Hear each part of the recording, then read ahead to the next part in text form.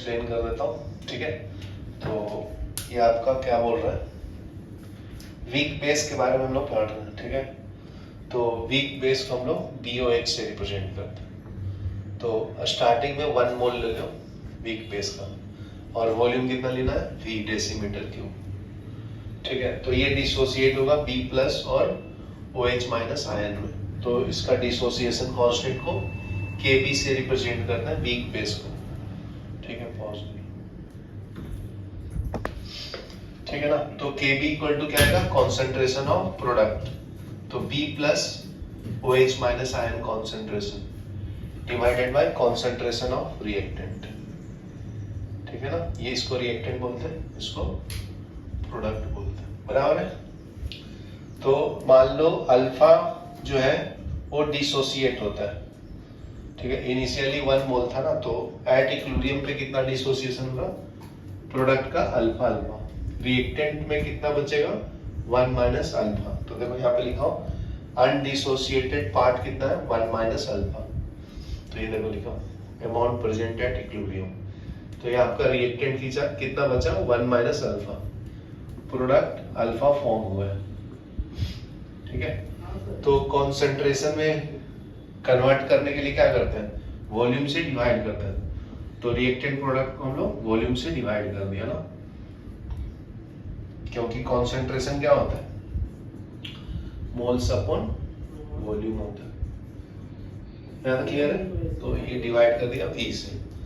तो तुम्हारा concentration of BOH क्या हो गया, 1 माइनस अल्फा, और B प्लस और OH माइनस का वैल्यू कितना हो गया, अल्फा बाई V। तो इसका वैल्यू ये डिसोसिएशन कांस्टेंट में डाल दिया हूं, तो ये हो जाएगा अल्फा बाई V, OH की जगह पे भी अल्फा बाई V, ठीक है। तो ऊपर में आएगा alpha square by V square. तो एक V से एक V कैंसिल हो जाता है, तो ये बचा। फिर 1 अपॉन V की जगह पे क्या लिखना था अपने को, अल्फा ना, C लिखना था ना, कॉन्सेंट्रेशन। तो देखो मैं कॉन्सेंट्रेशन लिख दिया हूँ। तो ये formula dissociation constant of weak base का क्या है, alpha square C by 1 minus alpha. यहाँ तक क्लियर है, ठीक है। उसको और मॉडिफाई करूंगा तो क्या मिलेगा बताओ, देखो यहाँ पे लिख देता हूँ।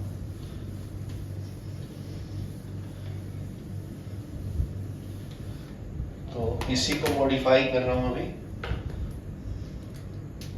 तो KB equal to alpha square C by 1 minus alpha, ठीक है। तो अगर मान लीजिए 1 माइनस अल्फा जो है अप्रोक्सीमेटली इक्वल टू 1 है, क्योंकि अल्फा क्या है, वेरी स्मॉल डिसोसिएशन है ना, स्मॉल अमाउंट ऑफ डिसोसिएशन, ठीक है। तो ये क्या आ जाएगा, KB equal to alpha square into C, ठीक है। तो यहां से अगर अल्फा निकालना है तो alpha square equal to KB by C। तो अल्फा इक्वल टू क्या आएगा, under root of KB by C, ठीक है ना। तो इससे कंक्लूजन क्या निकाल सकता हूँ कि अल्फा जो है वो directly proportional to square root of equilibrium constant of weak base है।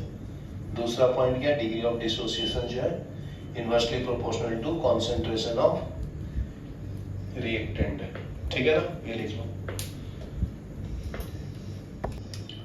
देखो अभी 3.1 न्यूमेरिकल करेंगे।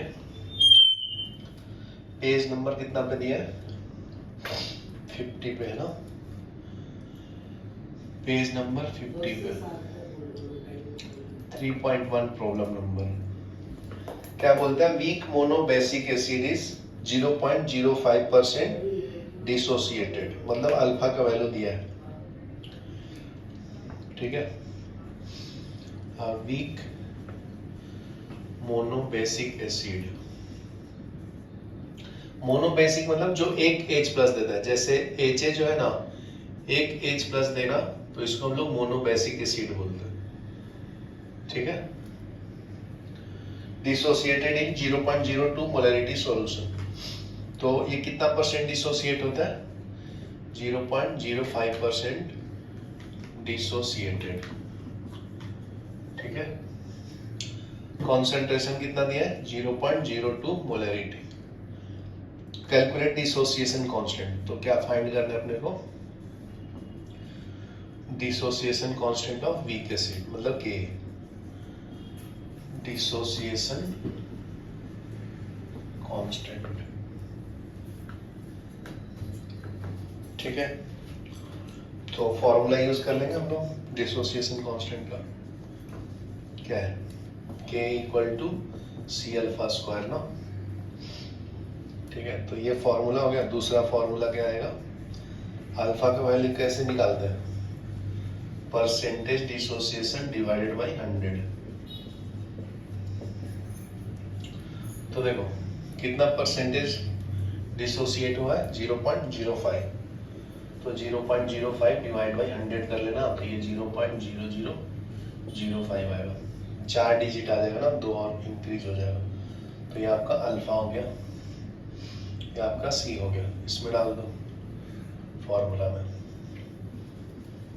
Putting alpha and C value. तो K इक्वल टू है अल्फा स्क्वायर इंटू सी।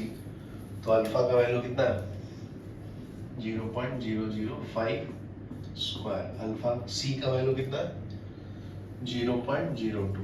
मल्टीप्लाई कर लो, तो इसको मैं कैसे लिख सकता हूँ? 5/10⁴ का स्क्वायर इंटू 2/10 का पावर 1। तो ये 5 इंटू 5 10⁻⁻8 ऊपर लिख दो, ऊपर लेंगे तो माइनस होगा ना पावर, और ये 2 10⁻²। तो ये मल्टीप्लाई कर लो इसके साथ, तो ये 50 इंटू 10⁻10 आएगा।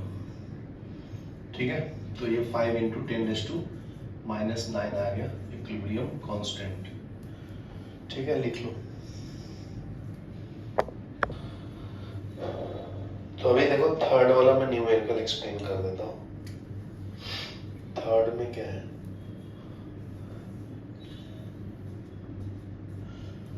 देखो weak monobasic acid is 12% dissociated. ठीक है, तो ये आपका मोनोबेसिक एसिड है। ठीक है, तो ये 12% डिसोसिएट हुआ है। तो अल्फा इजिली निकाल सकते हैं इन 0.05 मोलरिटी। ठीक है, तो इसमें 2 केस बनेगा। फिर नेक्स्ट क्या केस में क्या पूछा है? तो यहां से तुम क्या निकाल सकते हो? क्या गिवन है? डिसोसिएटेड वैल्यू दिया है कितना? 12%। तो अल्फा आ जाएगा डिसोसिएशन डिवाइडेड बाई 100 ना। तो ये 12/100 कितना आएगा बताओ? तो ये अल्फा 1 हो जाएगा, तो ये 0.12 आ जाएगा। C1 दिया है कितना? 0.05 मोलरिटी। तो K equal to alpha square into C आता है ना, तो यहाँ से इक्विलिब्रियम कांस्टेंट आ जाएगा ना। ठीक है, तो केस 2 में देखो, केस 2 में क्या पूछा है तुमसे? परसेंटेज डिसोसिएशन, मतलब अल्फा पूछा है। ठीक है, अल्फा 2, तो उसके लिए K इक्वल टू क्या आएगा? Alpha 2 square into C2। तो C2 दूसरे केस के लिए दिया है कितना? 0.15। ठीक है, तो 1 एंड 3 सेम एसिड है, तो डिसोसिएशन कांस्टेंट सेम होगा ना। तो 1 एंड 2 को इक्वल कर दो, तो फ्रॉम 1 एंड 2, तो ये क्या मिलेगा? Alpha square 1 into C1 is equal to alpha square 2 into C2। तो अल्फा 1 पता है अपने को 0.12 स्क्वायर है, C1 पता है 0.05 है। अल्फा 2 का स्क्वायर का वैल्यू निकालना है, C2 का वैल्यू पता है 0.15। ज्यादा क्लियर ना? तो वैल्यू डालो, आंसर आ जाएगा। सिंपल है, सॉल्व करके बताता हूँ। तो ये 0.12 इंटू 0.05, ये 0.12। ठीक है, ये डिवाइड में आएगा 0.15 is equal to alpha 2 square. तो अगर मैं स्क्वायर रूट ले लूँ अल्फा 2 का, तो ये क्या आएगा? 0.12 इंटू 0.12 इंटू 0.05 डिवाइड बाई 0.15। तो ये 2 है, तो एक बाहर आ जाएगा ना। तो ये 0.12 बाहर आ जाएगा, अंदर में क्या रहेगा? 5/15। तो ये 3 आएगा। तो 0.12 डिवाइड बाई √3 कितना होता है? ये होता है तुम्हारा 1.732। तो ये अल्फा 2 आ जाएगा, ठीक है, ये 0 है। तो कितना है अल्फा 2? इसको डिवाइड कर लो 0.12, लगभग 6.93 आएगा। तो ये आएगा 0.0693%, ठीक है। मतलब ये परसेंटेज निकालना है इसका, तो 0.0693 को 100 से मल्टीप्लाई कर लेना, तो ये 2 पॉइंट शिफ्ट हो जाएगा ना, तो 6.93% डिसोसिएट हुआ है। चलो लिख लो। तो इसमें क्या करना था?